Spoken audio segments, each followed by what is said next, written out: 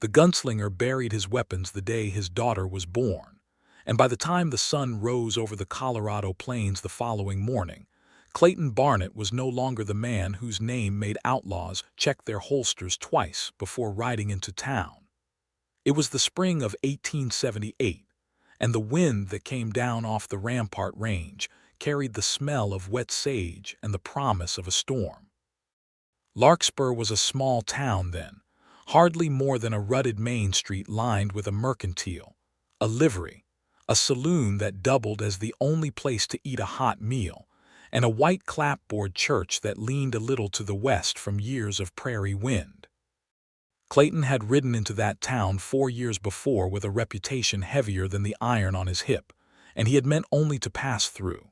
He had stayed instead, because a woman named Sarah Whitfield had looked at him across the counter of her father's mercantile and had not flinched at the sight of the notches some folks whispered were carved somewhere on his gun, though there were none, not really, only stories that grew the way weeds grow after rain. He had married Sarah in the autumn of 1875, and for a while it seemed the whole territory held its breath waiting for his old life to come calling. It never did, not for 3 years. He worked a modest spread of land east of town, broke horses for the ranchers who could afford to pay him, and slept easier each night that passed without a stranger's shadow falling across his porch. When Sarah told him in the summer of 1877 that she was carrying his child, Clayton Barnett had wept for the first time since he was a boy of 9, watching his own father's coffin lowered into Missouri clay. He wept not from sorrow, but from a fear so large it had no other way out of him. He was afraid of what he had been. He was afraid the child would look up at him one day and see the man other men had once paid to fear. The night the pain started, a storm rolled in from the west with a fury that rattled the shutters and turned the yard to a churn of mud.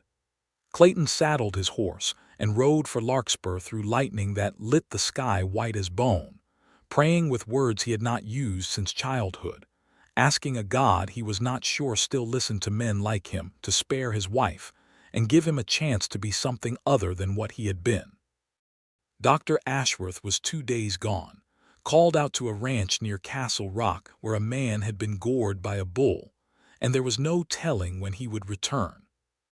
It was the storekeeper's wife who told Clayton, her face pale in the lamp light of the mercantile doorway, that there was a woman staying above the dress shop who had nursed soldiers in the war and had caught more babies than the doctor himself since she'd come to Larkspur that winter. Her name was Florence Prescott, and she was, the storekeeper's wife said, the only chance Sarah Barnett had that night. Clayton had never met her before that hour, though he had seen her from a distance walking to church with her chin lifted the way women walk when the world has tried more than once to make them stoop, and they have refused.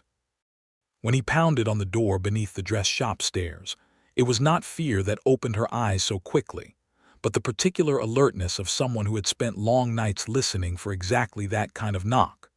Florence Prescott was 28 years old that spring, though something in the steadiness of her had always made her seem older to the people of Larkspur, and something in the softness around her eyes made her seem, at the same time, younger than her years. She had come west in the winter of 1877 from a small town in Ohio, though she rarely spoke of the reasons, and the town had learned not to ask more than once. She had trained as a nurse during the war, had worked in a field hospital outside of Nashville when she was barely 19, had held the hands of boys who called out for their mothers as they died, and had learned there, in mud and blood and the smell of carbolic acid, more about the human body than most physicians twice her age. But no medical college in the country would grant a woman a license to call herself a doctor, no matter how many lives she had saved, and so she called herself a midwife and a nurse, and she did the work regardless of what the law allowed her to be named, because there was no one else in Larkspur willing or able to do it. She grabbed her bag before Clayton finished his sentence. The ride back to the Barnett homestead took the better part of an hour through mud that sucked at the horse's legs, and by the time they arrived, Sarah's cries had turned from sharp to something lower and more frightening, a sound like a woman trying to hold something back that could not be held back any longer. Florence went to work the moment she stepped through the door, rolling her sleeves past her elbows, calling for water boiled and cloths torn into strips, and Clayton found himself doing as he was told the way he had once obeyed the barked commands of men who paid him to draw his gun. Except now the commands came from a woman with flower-pale hands and a voice that did not waver even when her eyes, just once, met his and told him more than her words did. The child was turned wrong. Florence had seen it before, twice in the war years when farm wives near the hospital camp had gone into labor with soldiers dying in the next tent, and she knew what needed to be done, and she did it with a calm that Clayton would remember for the rest of his life. A calm that felt, in that storm-lashed cabin, like the only solid thing left in the world. The baby came just after 4 in the morning, a girl, red-faced and furious at the world the way all newborns are furious, and for one suspended moment there was a kind of joy in that room that Clayton had never known existed, a joy so sharp it felt like grief. Then Sarah's blood would not stop. Florence worked for another hour with a focus that bordered on ferocity, pressing cloths, speaking low words of encouragement to a woman who was slipping further from her voice with every passing minute. And Clayton stood at the foot of the bed with his newborn daughter wrapped against his chest, unable to do anything but watch and pray and feel the particular helplessness of a man who has spent his whole life solving problems with a gun discovering, finally, a problem no gun could ever touch. Sarah Barnett died as the storm broke and the first gray light came through the window, and she died holding her husband's hand, and she died having seen her daughter's face for the length of 3 breaths, long enough to whisper a name that Clayton would carry for the rest of his life. Eleanor, after her own mother, back in Missouri, whom she had not seen in 6 years. Florence Prescott sat back on her heels in the wreckage of that terrible morning, her hands still red, and she wept, not the composed and professional tears a hardened nurse might allow herself, but real tears, because she had done everything right and it had not been enough. And there was a particular cruelty in that which never got easier no matter how many times a person witnessed it. Clayton did not weep again that day. He had wept himself dry the day he learned Sarah was carrying his child, afraid of what he might bring into her life, and now grief and guilt braided together inside him until he could not tell which was which. He held his daughter until the sun was fully up, and then he laid her, sleeping, in the cradle Sarah had spent the winter sewing linens for, and he walked out to the cottonwood tree at the edge of the property, the one Sarah had loved for the shade it threw across the porch in summer, and he took his gun belt from where it hung on a hook inside the barn, the Colt single-action army he had carried since before he could rightly remember not carrying it.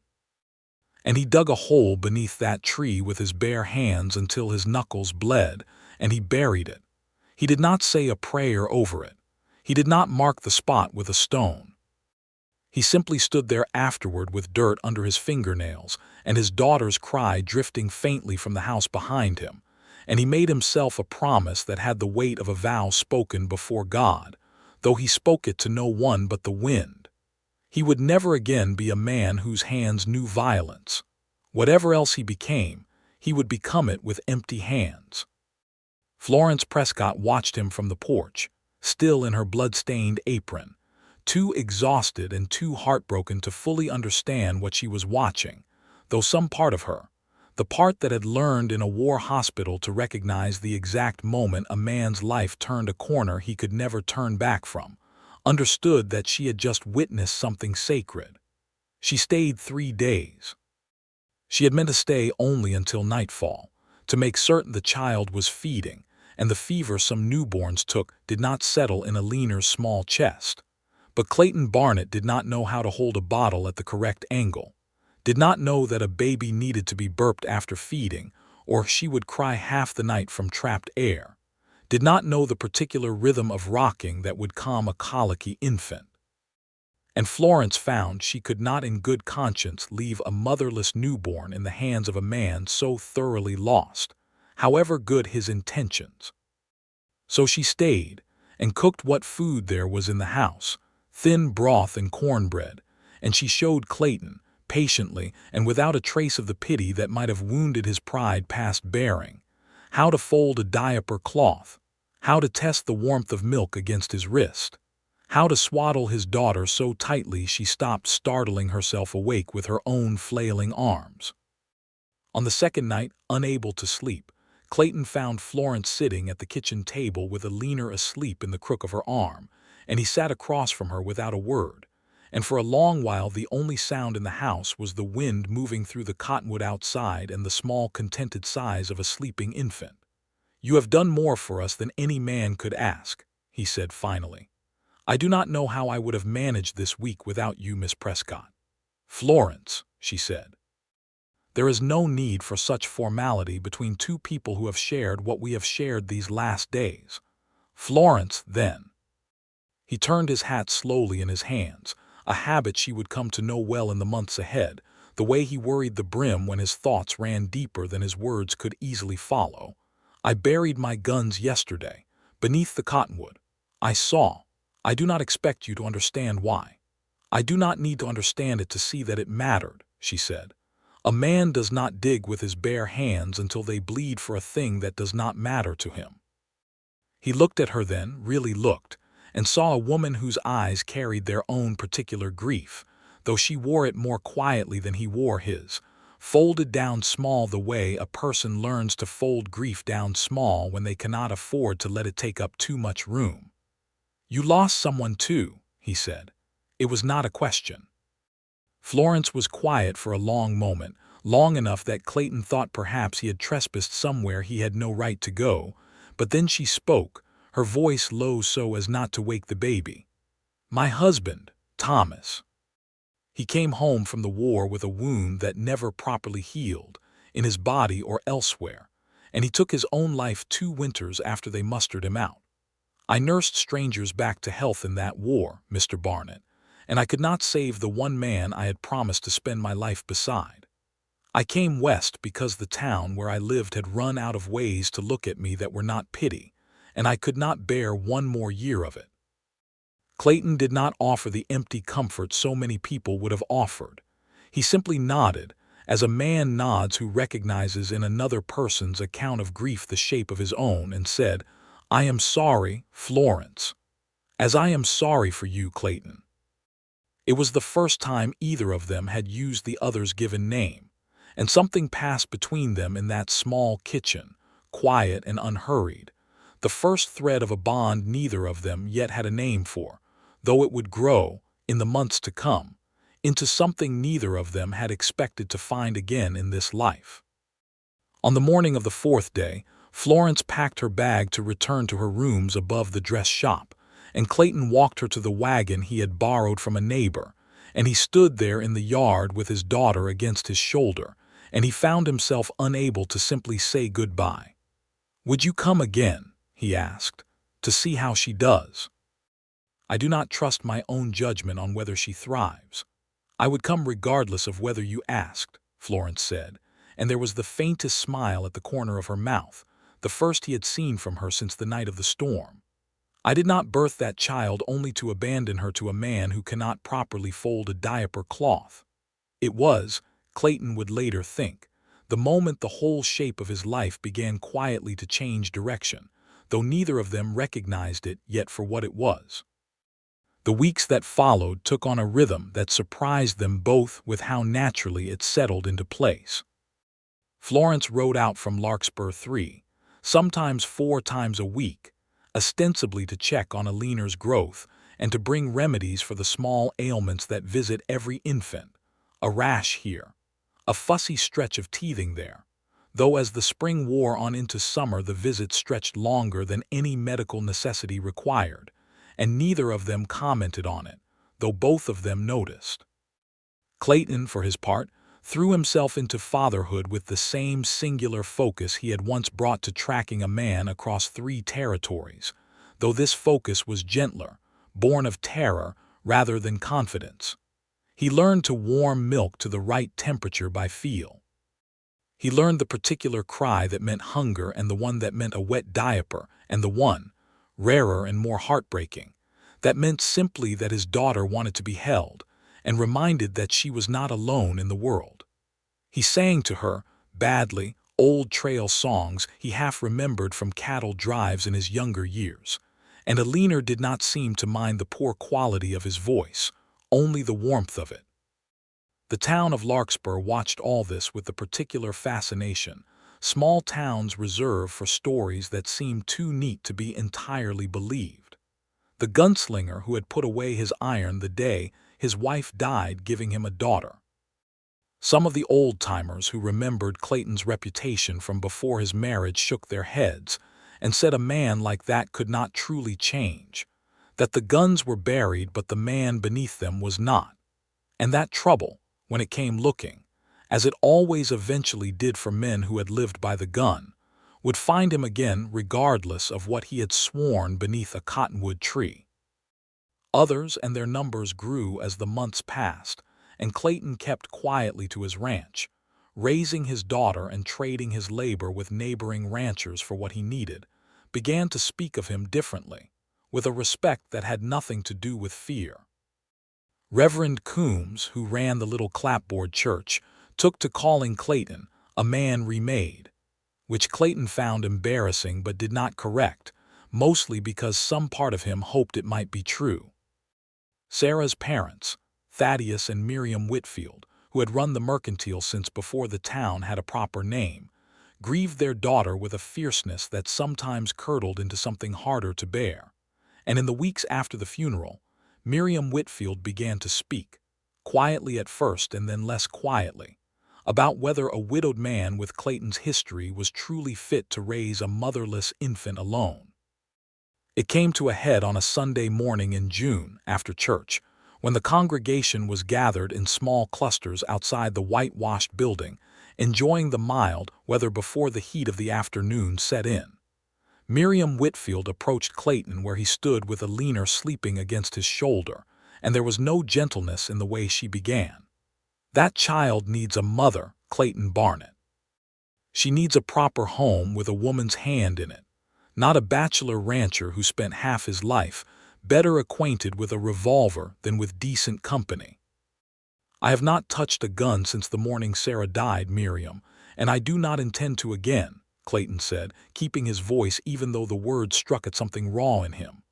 "I know what I was. I am trying every day to be something else for my daughter's sake." "Trying is not the same as succeeding," Miriam said, her eyes bright with tears she refused to let fall in public. "Thaddeus and I have discussed it. We believe Alina would be better served in our household, where she would have a grandmother's care and a settled home, rather than out on that ranch with only you and whatever hired help you can afford." The words landed in Clayton's chest like a physical blow, and for one terrible moment he felt the old cold rise in him, the particular stillness that used to come over him in the seconds before a confrontation, though there was no gun on his hip now to give that stillness anywhere to go. He was saved from having to answer by a voice at his elbow, calm, but carrying an edge of steel beneath its softness. "Mrs. Whitfield, I have tended to that child nearly every week since the hour she was born," Florence Prescott said, stepping forward with a directness that surprised even herself. "I have seen her grow fat and healthy and happy under her father's care.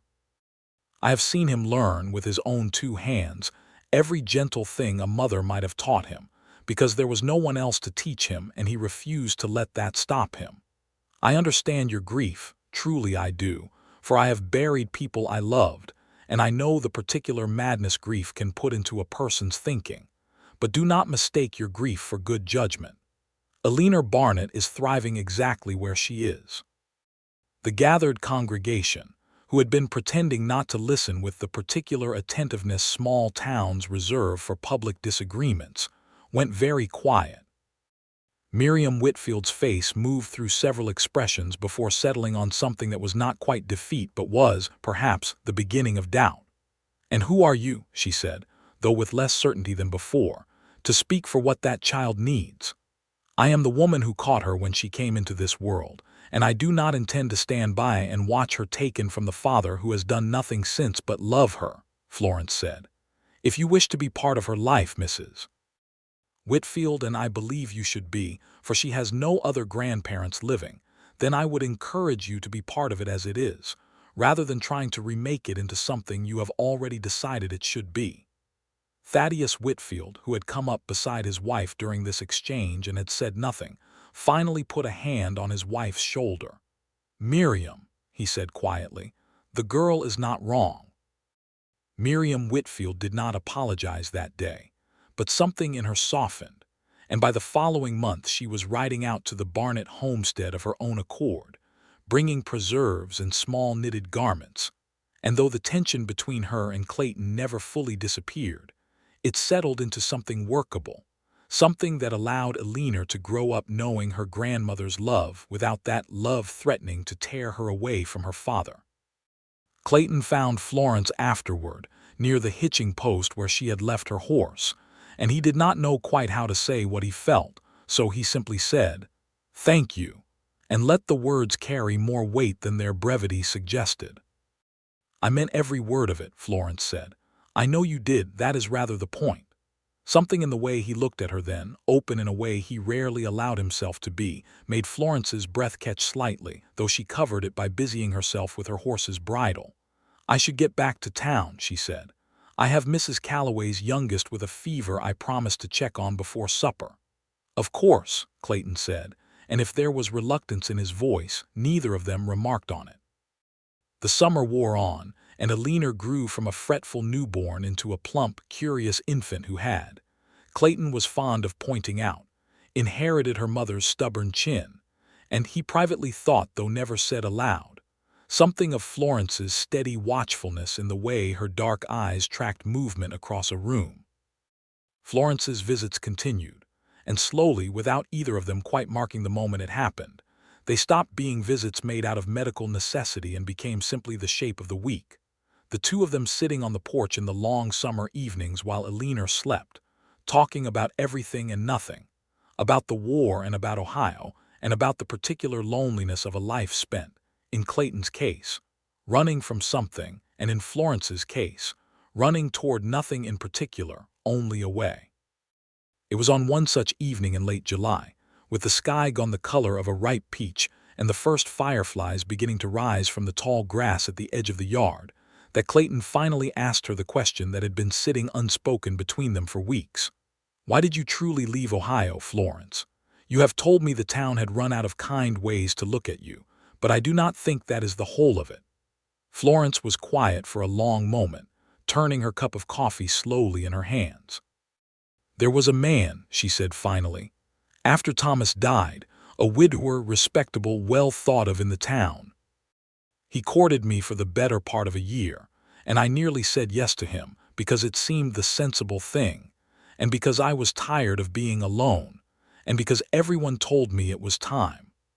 But the week before he was to speak to my father, I overheard him telling a friend that once we were married, he expected I would give up my nursing entirely, that it was unseemly work for a married woman, that people would talk.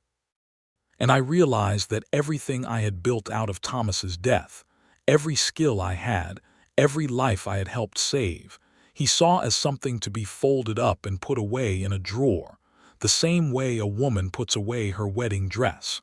I could not do it, Clayton. I could not become less than I was for the comfort of a man who saw my worth only in what he could take from me and never in what I might give of my own choosing. He was a fool," Clayton said, with more heat than he intended.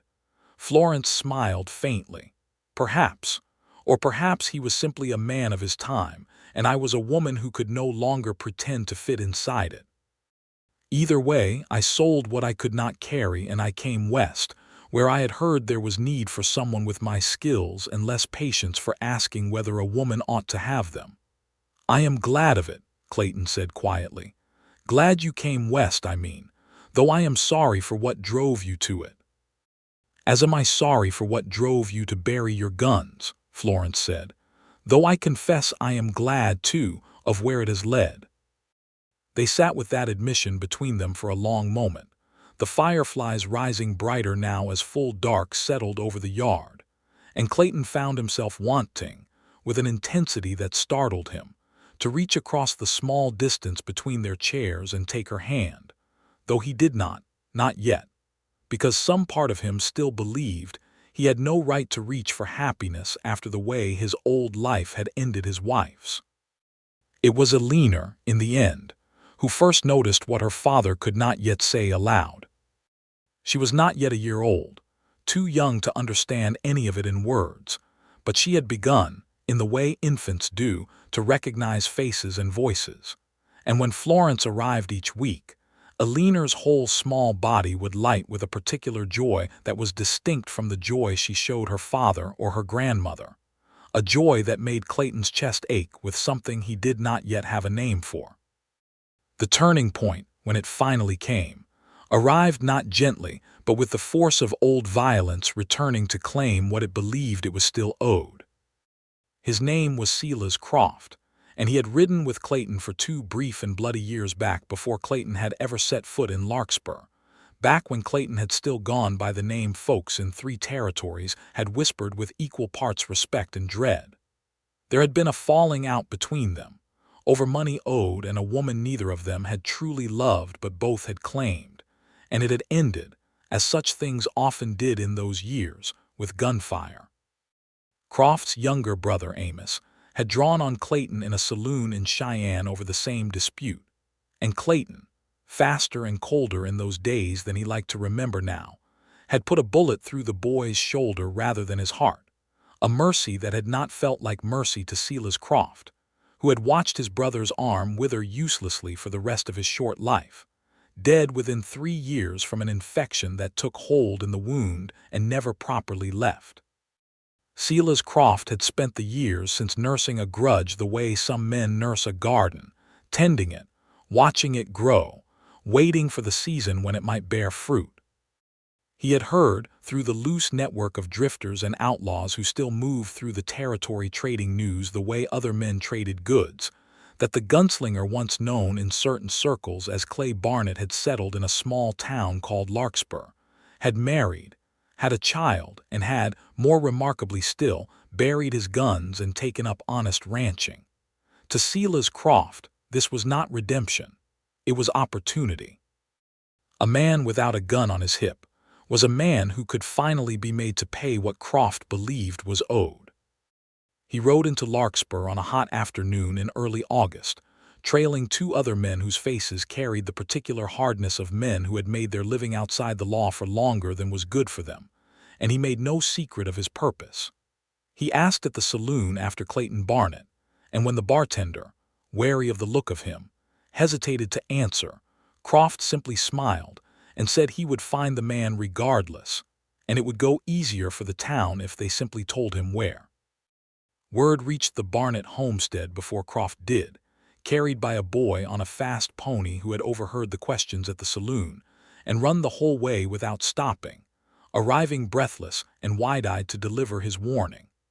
Clayton listened to the boy's account with a stillness that Florence, who happened to be visiting that afternoon with Eleanor asleep in a basket on the porch, recognized as something entirely different from the gentle patience she had come to know in him.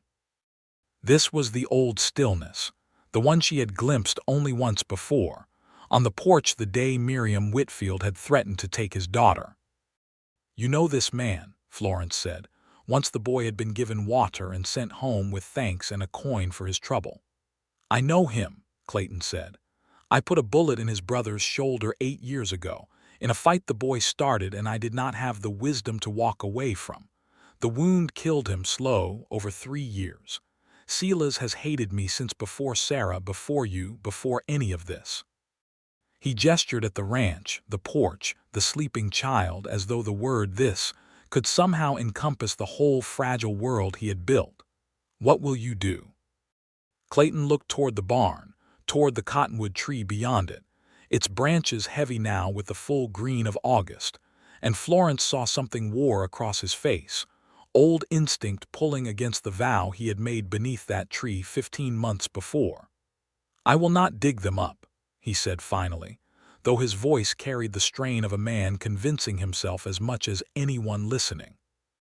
"I made a promise to my daughter the day she was born, and I do not intend to break it because a man I wronged 8 years ago has finally found the nerve to come collect. He may not give you the choice, Clayton. Then I will have to find another way," Clayton said. "I am done being the kind of man who solves his problems with a gun. If Silas Croft wants a reckoning, he will find a different sort of man waiting for him than the one he remembers." That evening, Clayton rode into town alone, leaving Alina in Florence's care, and went directly to the sheriff's office. Wyatt Coleman had worn the badge in Larkspur for 6 years, a broad, patient man with a limp from an old injury, and a reputation for preferring negotiation to gunplay whenever the choice was available to him, which was precisely why Clayton trusted him. "Silas Croft," Coleman said, leaning back in his chair when Clayton had finished explaining the history between them. "I have heard the name. Rides with a pair of men wanted for a stage robbery outside of Pueblo last spring, if the descriptions I have received are accurate. This is not simply an old grudge riding into town, Clayton. This is a man with warrants on his head and nothing left to lose by acting on whatever he came here to do. I do not intend to give him the satisfaction of a gunfight, Wyatt. I buried that part of myself, and I mean to keep it buried." "Admirable," Coleman said, not unkindly. "But principle does not stop a bullet, Clayton, and if Croft comes looking for you with murder on his mind, your unwillingness to defend yourself will not save your life, and it will certainly not save the lives of anyone standing near you when he finds you."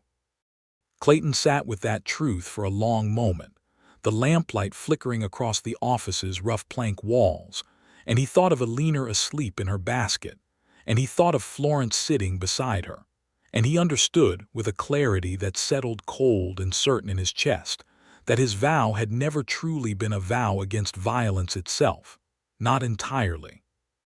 It had been a vow against becoming again the man who sought violence, who used it as a tool of pride and reputation.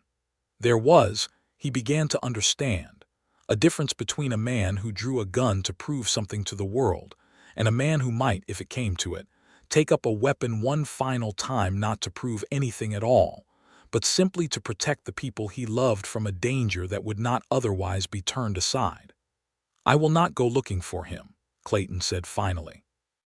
"But if he comes to my home, Wyatt, if he threatens my daughter or the woman who has become dear to me these past months, I will not stand there with empty hands and let him do as he pleases simply because I am afraid of what picking up a gun again might mean about the kind of man I am." Coleman nodded slowly. "That seems to me a reasonable line to draw, Clayton. I will deputize 2 men and keep watch on the road from town. If Croft rides for your place, we will not be far behind him." Clayton rode home beneath a sky thick with stars, and when he reached the ranch he found Florence waiting for him on the porch, a shawl drawn around her shoulders against the night chill, Alina asleep on a blanket beside her. "You are troubled," she said, not a question. "Croft has warrants on him, robbery out near Pueblo. Wyatt believes he means real harm, not simply an old man's grudge grown loud." Florence's hand found his in the darkness, and she did not let go. "What will you do?" "I do not know yet entirely," Clayton admitted, "but I know I will not let him near either of you, whatever it costs me, even if it costs you the vow you made." Clayton was quiet for a long moment, looking out at the dark shape of the cottonwood tree against the star-scattered sky. "I have thought on that a great deal tonight," he said finally. "I believe I understand now what that vow was truly for. It was never a promise to be helpless, Florence. It was a promise to never again let violence be the first tool I reach for, the easy answer, the thing I hide behind instead of doing the harder work of being a good man. But if it comes to protecting you, protecting Alina, I do not believe standing by with empty hands out of pride in my own reform would be goodness. It would only be a different kind of cowardice." Florence turned to look at him fully then, her eyes bright even in the dim porch light, and something passed between them that had been building, unspoken, for months. I have watched you become the finest man I have ever known these past 15 months, Clayton Barnett, she said softly. Not because you buried a gun beneath a tree, but because of everything you have done since, every diaper you learned to fold, every night you sat up with a fevered child, every moment you chose patience over the old anger I sometimes still see flicker behind your eyes. Whatever happens with Silas Croft, I do not believe it can undo that. Florence. Her name came out of him rough, freighted with more feeling than he had allowed himself to show in a very long time. I have wanted to say something to you for weeks now, and I have held my tongue because I did not believe I had any right, after everything, to ask a woman like you to build a life alongside a man with my history. But sitting here tonight, with trouble riding toward us, I find I cannot hold my tongue any longer. I have come to love you. Not in the manner of gratitude for all you have done for my daughter, though I am grateful, endlessly. I love you as a man loves a woman he wishes to spend the whole remainder of his life beside. Florence's breath caught, and for a moment she said nothing, only reached up and touched his face, the rough stubble of his jaw beneath her fingers. I have loved you since the second week, she said, and there was a small, surprised laugh in her voice, as though the confession startled even her in the saying of it. I told myself it was too soon, that grief plays tricks on the heart, that I was only drawn to the tenderness I saw in you toward your daughter and mistaking it for something more. But it has been 15 months now, Clayton, and I do not believe my heart has been mistaken for a single day of them.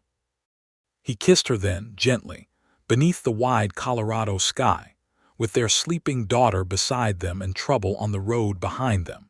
And for a long moment the whole weight of the danger to come receded, and there was only the two of them and the particular sweetness of a love that had grown slowly and honestly out of shared grief into something neither of them had believed themselves capable of finding again. Silas Croft came for Clayton Barnett 3 days later, in the golden light of a late afternoon, riding up the lane to the homestead with his two companions flanking him, their horses kicking up dust that hung in the still air like a warning made visible. Florence was at the ranch that day, as she now was most days, and Alina was toddling on unsteady legs across the porch floor, chasing a wooden spoon Clayton had carved for her to bang against the boards. Clayton saw the riders from the barn where he had been mending a section of fence, and his first thought, sharp and instinctive, was to get Florence and Alina inside, out of sight, out of danger. "Florence," he called, his voice carrying an urgency that needed no further explanation.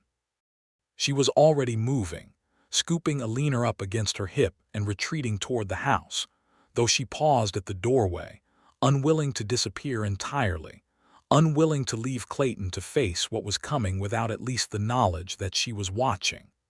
Croft reined in his horse at a distance that was not quite close enough to be an immediate threat, but not nearly far enough to be mistaken for anything other than deliberate menace. He was a lean man, weathered hard by years of hard living, with pale eyes that carried none of the warmth left in them that 8 years might otherwise have restored. "Clay Barnett," Croft called out, and there was a mocking edge to the old name as though he took pleasure in reviving it. "Heard you gone soft, heard you buried your iron and took up farming of all things." "I did," Clayton said, standing his ground in the yard, his hands loose and empty at his sides, deliberately visible. "I have no quarrel with you any longer, Silas. What happened between us was a long time ago, and I have paid for it every day since in ways you cannot see." "My brother is dead," Croft said, his voice cracking slightly on the word brother, the only crack in an otherwise flat, hard delivery. 3 years he suffered with that arm, Barnett. 3 years watching it rot on him a little more every season, until the fever took him screaming in a bed in Cheyenne with no one but me to sit beside him. You did that. He drew on me first, Silas. You know that as well as I do. I could have killed him that night and called it justice under any law in this territory, and instead I aimed for his shoulder because I did not want his death on my conscience. I am sorry for how it turned out. I have carried that sorrow a long while. But I will not stand here and be blamed for a choice your brother made with his own hand." Pretty words from a man with no gun to back them, Croft sneered, and he swung down from his horse, his two companions doing the same, spreading out slightly as they came, the particular choreography of men accustomed to intimidation. I have thought on this day a long while, Barnet. Thought on how it would feel to see you standing there with nothing to protect yourself, the way my brother stood in that saloon with nothing left after you were through with him. Clayton felt the old cold rising in him again, the stillness that used to precede violence, and he fought it, fought the pull of instinct that told him to reach for a weapon he no longer carried, and instead he kept his voice level and said, "There is a child in that house, Silas, my daughter, and a woman I intend to marry. Whatever quarrel remains between us, let it stay between us. Do not bring it near them." Something flickered across Croft's face at the mention of the child. Some hesitation that suggested not all of his humanity had entirely rotted away alongside his brother's arm, but one of his companions, a heavier man with a scar bisecting his eyebrow, laughed low and ugly. "Man's got no gun, Silas. This is the easiest money we ever made off a warrant. Take what he owes and let's ride before that sheriff of theirs comes sniffing." It was the word money that told Clayton this was not purely a matter of old grief.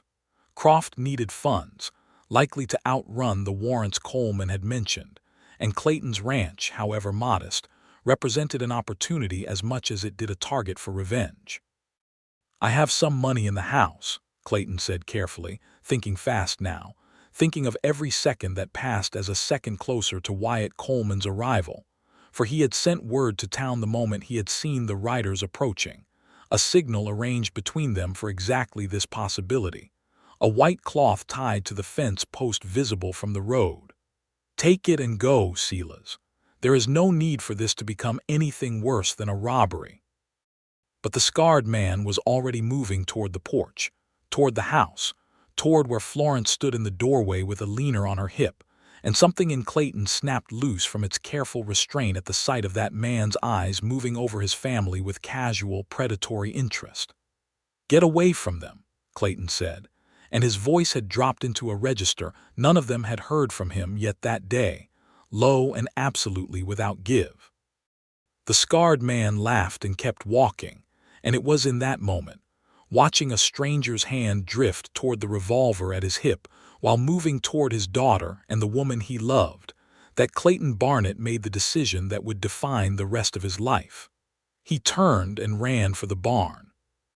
Beneath the loose floorboard where he kept a few tools he trusted no one else to touch, wrapped in oilcloth that had sat undisturbed for 15 months, was a second revolver, one Sarah had never known about, an old habit from his gunslinger days of keeping a weapon hidden in reserve that he had never quite found the will to bury alongside the rest.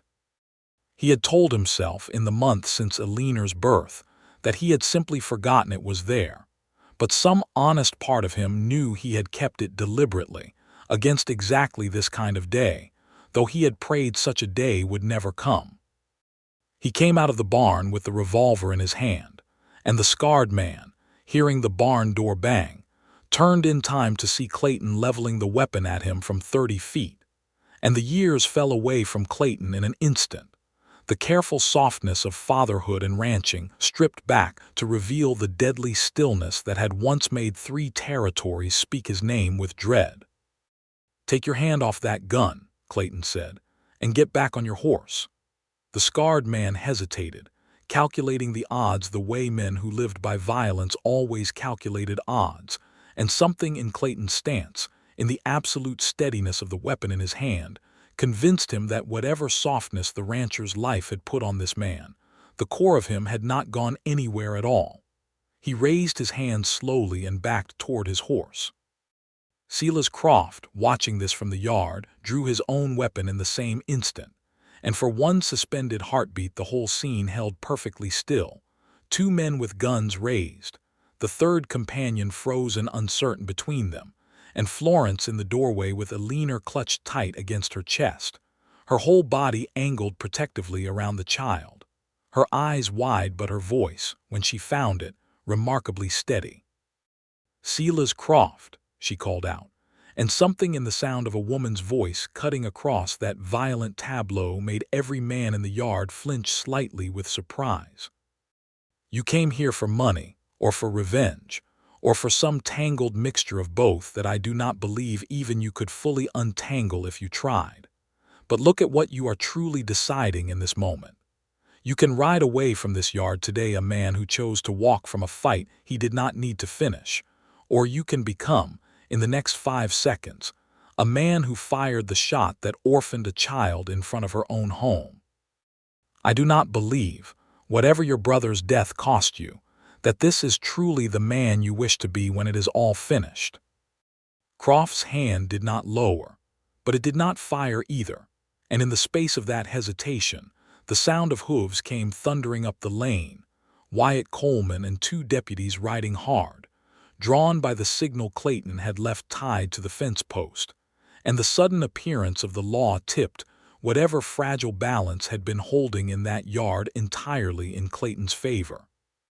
Croft's companions broke first, the scarred man already halfway mounted, the other scrambling for his own horse, and Croft himself, seeing his men abandon the field, seeing the sheriff's party closing the distance, made the calculation that had likely kept him alive through 8 hard years of outlawry, and he lowered his weapon. "This is not finished, Barnett," he said, though there was no real conviction left in it, only the empty bravado of a man covering a retreat. "It is finished, Silas," Clayton said, and he did not lower his own weapon until Croft was mounted and turning his horse toward the lane. "Your brother is gone. Nothing that happens here brings him back, and nothing you do to me will change what already happened 8 years ago. Ride away from this, and do not come back." Wyatt Coleman's party arrived in time to give chase, and though Croft and his companions made it clear of the immediate pursuit that afternoon, word reached Larkspur within the month that all 3 had been apprehended near the Kansas border on the outstanding warrants from the Pueblo robbery, and Silas Croft would spend the better part of the next decade in the territorial prison, his old grudge finally spent for nothing at all. Clayton stood in the yard long after the dust of the departing horses had settled, the borrowed revolver still heavy in his hand, and he felt none of the old satisfaction that violence, or the threat of it, had once given him. He felt only a profound and exhausted relief that his family was safe, and beneath that relief, a quiet grief that he had been forced to reach for a gun at all, however briefly, however justified. Florence came down off the porch, a leaner still on her hip, and she did not flinch from the weapon in his hand the way another woman might have, understanding immediately and completely what it had cost him to pick it up. "You saved us," she said softly. "I broke my vow," Clayton said, his voice rough. "I told myself under that tree I would never touch a gun again, and I did not last 2 years before I proved myself a liar." Florence reached out and covered his hand with her own, the one holding the revolver, and gently guided it downward until it pointed harmlessly at the ground. "You did not break your vow, Clayton. You fulfilled the true meaning of it. You did not reach for that gun out of pride, or anger, or the old hunger for reputation. You reached for it because a stranger's hand moved toward his own weapon while walking toward your daughter, and you had no other way left to stop him. There is no shame in that. There would only have been shame in standing by with empty hands and telling yourself it was principle, while a leaner paid the price for your pride." Clayton looked down at the weapon in his hand for a long moment, and then he walked, without another word, to the cottonwood tree at the edge of the property, and he knelt beside the spot where he had buried his first gun 15 months before, and he dug a second, smaller hole beside it, and he laid the revolver inside, and this time he spoke the words he had not spoken the first time. "I am not the man I was," he said, to the tree, to the sky, to whatever God still cared to listen to a man like him. "I will defend what is mine when there is no other way, but I will never again seek this life out. This is the last time. I swear it, on my daughter's life, on the woman I love standing behind me. This is the last time." Florence, watching from a few steps away with a leaner now squirming to be set down in the grass, felt something settle deep in her chest, a certainty that had been building for months finally arriving at its full and unshakable shape. They were married in October of that same year, in the small clapboard church that leaned a little to the west, with Reverend Coombs officiating and half the town of Larkspur crowded into pews that had never before held quite so many bodies at once. Miriam Whitfield, who had come by that autumn to a peace with Clayton that neither of them had believed possible in June, cried through the entire ceremony and afterward embraced Florence with a fierce warmth that surprised them both. Thaddeus Whitfield gave a toast at the small gathering afterward at the ranch, his voice thick with emotion, in which he said that Sarah, wherever she watched from now, would have wanted nothing more for her daughter than to grow up surrounded by exactly this kind of love, however it had come to arrive, and however unexpected its shape. Eleanor, not yet 2 years old, spent most of the ceremony asleep against her grandmother's shoulder, entirely unaware that the day marked the moment her small family became whole in a way it had not been whole since the storm that took her mother from the world. Wyatt Coleman attended too, standing near the back of the church in his Sunday best with his badge polished for the occasion, and when Clayton thanked him afterward for his part in the events of that August afternoon, the sheriff only shrugged and said that a town like Larkspur was lucky to have a man like Clayton Barnett choose, twice now, to become something other than what circumstance and history had handed him. The years that followed were not without their ordinary hardships, the kind every family on that frontier faced in their turn. There was a drought in 1880 that tested the ranch's finances hard enough that Clayton took on extra work breaking horses for 3 neighboring spreads simultaneously, and a bitter winter in 1882 that took half the herd despite every precaution he and Florence could think to take, and the ordinary griefs of frontier life, the loss of an infant son born too early in 1881, who did not survive his first week.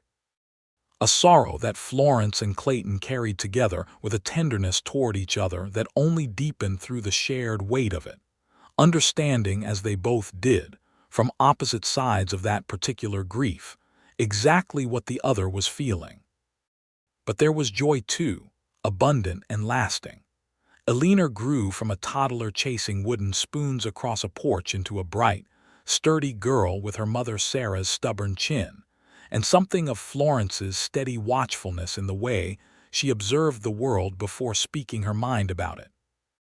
In 1883, Florence gave birth to a son, whom they named Thomas, after the husband Florence had lost in her first life, a naming that Clayton insisted upon himself, understanding by then exactly what it would mean to Florence to carry that name forward into something living and whole, rather than letting it remain only a marker of grief. 2 years later came another daughter, whom they named Miriam, after the grandmother who had fought so hard, in her own grieving and imperfect way, for a place in her granddaughter's life, and who wept for a full hour upon learning of the honor.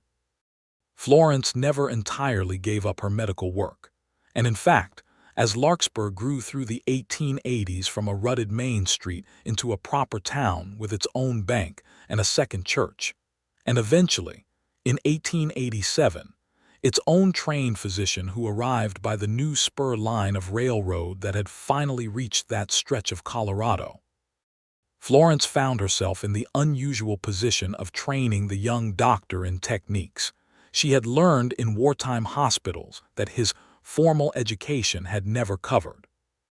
The town came, over the years, to speak of her not merely as the midwife who had once saved lives with nothing but her own steady hands and hard-won knowledge, but as something closer to what she had always deserved to be called, though the formal title of doctor remained, in that era, still beyond what the world allowed a woman to claim. She did not let that injustice embitter her. She simply continued the work, year after year, and let the results speak for themselves louder than any title ever could. Clayton never touched a gun again after that August afternoon in 1878, not even the borrowed revolver that had saved his family, which remained buried beside its predecessor beneath the cottonwood tree for the whole rest of his life. He built the ranch into a modest but genuine prosperity through the 1880s and into the 1890s, known throughout that part of Colorado as a fair man to trade with and an even fairer man to call a friend. His old reputation faded so thoroughly into the past that younger folks who moved into Larkspur in later years had no notion at all that the quiet rancher who taught his children to ride and fish and read from the Warren family Bible had once been a name that made hardened men check their holsters.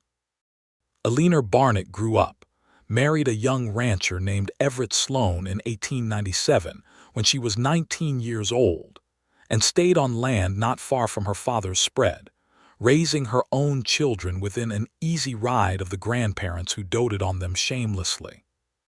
Thomas Barnett went on to study at a college in Denver, the first in the family to do so, and eventually returned to Larkspur to open the town's first proper veterinary practice, tending to the horses and cattle that had always been the family's livelihood. Miriam Barnett, the youngest, inherited her mother's steady hands and her interest in healing, and though she too found the doors of formal medical training closed to a woman of her era, she followed in Florence's footsteps as a nurse and midwife, carrying forward everything her mother had taught her into a new generation of the town's families. On the evening of Clayton and Florence's 25th wedding anniversary, in the autumn of 1903, the whole family gathered at the ranch. 3 generations crowded onto a porch that had been expanded twice over the years to accommodate exactly this kind of occasion.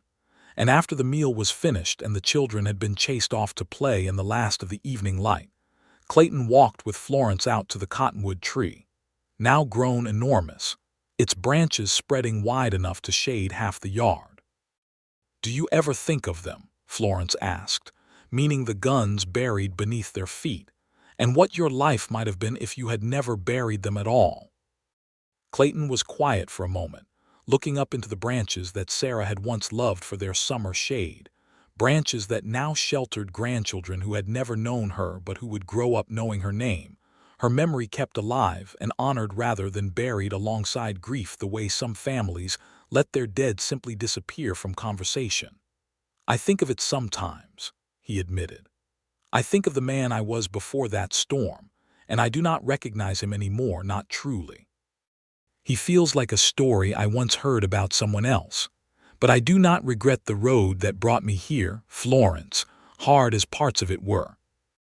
If I had not been that man, I would never have needed to become this one, and I would never have opened that door to a woman who had spent a war learning exactly the skills my wife and my daughter would need in the worst hour of my life.